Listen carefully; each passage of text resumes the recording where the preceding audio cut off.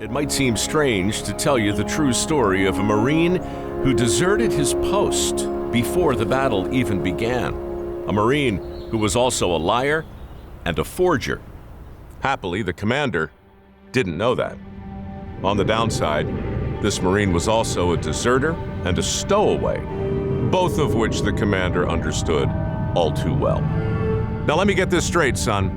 You left your unit in Hawaii a month ago. Just walked off base without a word to anybody? Yes, sir. What's your full name? Private First Class Jack Lucas. Wrong, the commander snapped. You're not a PFC anymore. Your commanding officer busted you back to private right before he put a bounty on your head. You're a deserter, son. A demoted deserter. And you are in a world of trouble. The young man looked straight ahead as the commander took a final drag off his cigarette and stubbed it out. And now you're telling me you've stowed away on my ship because you want to fight on Iwo Jima? Yes, sir. And why in the hell would you want to do that?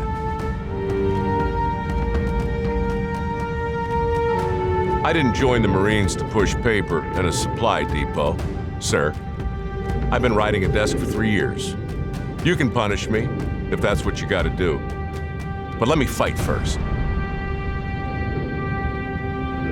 The commander could have sent this demoted deserter straight to the brig and then back to the States for a trial, a dishonorable discharge, and some mandatory prison time. But he knew the Charlie Company would need all the help they could get on Iwo Jima, and whatever else he was, the Marine standing before him didn't seem like a coward.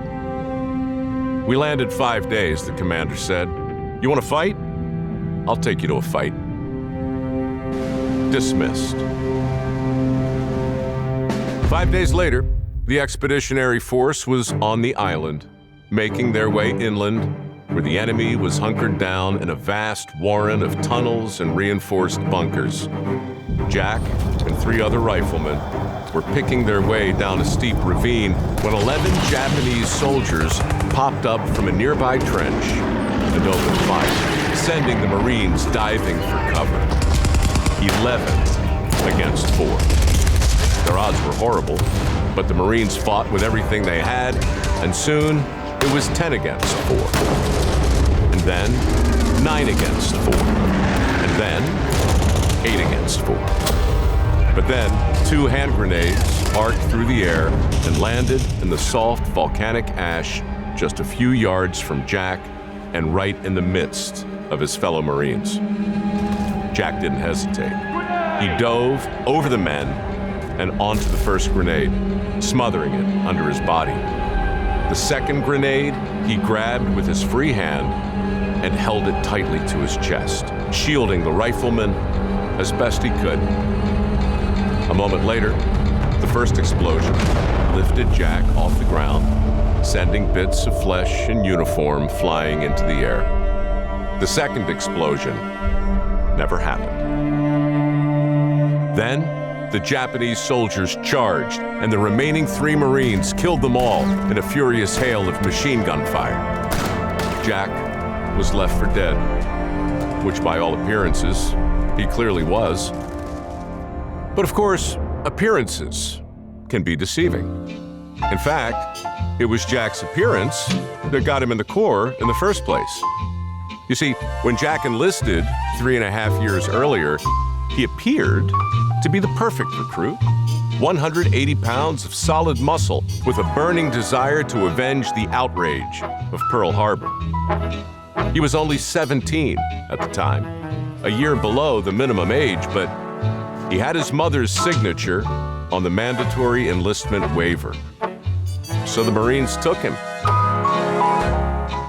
Only problem was, Jack had forged his mother's signature, and when the truth came out, he was given the choice of either going back home or riding a desk for the next 4 years. Maybe, as he lay there in a pool of his own blood, 7,000 miles from home, Jack might have reconsidered the cost of his various insubordinations. Maybe, but I doubt it. because there was something else about Jack's resolve worth noting. You see, Jack's mom had refused to sign that enlistment waiver because she knew the truth about her son. She knew that Jack was not 17 when he enlisted, nor was he 16, nor was he 15. When the Japanese bombed Pearl Harbor, Jack Lucas was a 13-year-old boy, a boy who decided right then and there to fight for his country. That's why he forged his mother's name. That's why he lied to his superiors, deserted his post, and stowed away on a transport ship. That's why, at 14 years of age, he became the youngest Marine to ever wear the uniform. That's why, when he finally turned 17, Jack Lucas became the youngest Marine since the Civil War to receive the Medal of Honor.